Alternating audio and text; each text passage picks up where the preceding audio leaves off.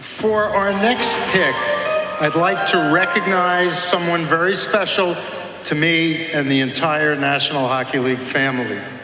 For 44 years, Gary Mahar has been running the league's communications and PR department. No one is better. No one has been as important in shaping the narrative of the NHL and sharing our players' stories with our fans all around the world. He is a friend and one of the most valuable people to ever work for the league. Gary is retiring after the draft, and tonight I invite him out here to make the next selection for the Chicago Blackhawks.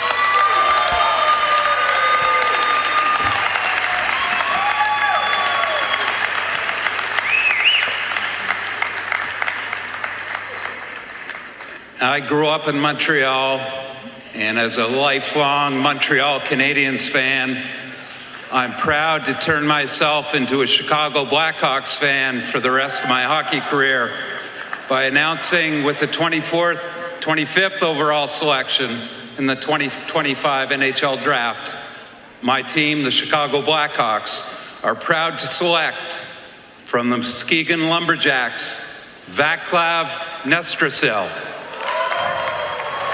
On his way to UMass to play for Greg Carvel, a right winger, not here, first player from the USHL taken tonight. So they don't go D, they go winger, and Nestrašil's more like an Alex Tuck, puck recovery, uses hockey IQ and shows anticipation, getting to those loose pucks first.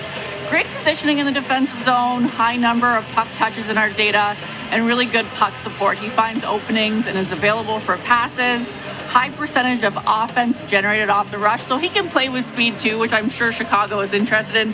Like you said, Emily, they want some skaters. You know, Kyle Davidson and his director of amateur scouting, Mike Donaghy, have the luxury of patience from their ownership group.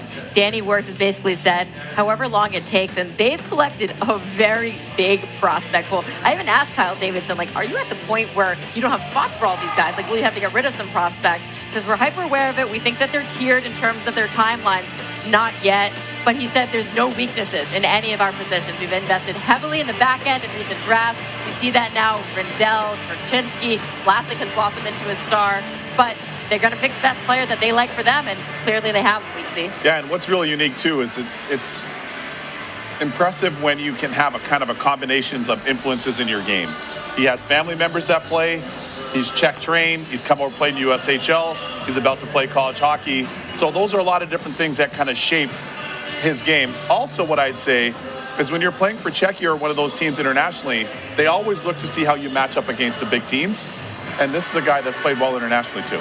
Yeah, he can play wing or center. So, like you mentioned, up and down the lineup, those kinds of players, very valuable. Absolutely, and adapting to different scenarios. In the NHL, a lot gets thrown at you. So his ability to understand that path and also having played in these international tournaments and done well.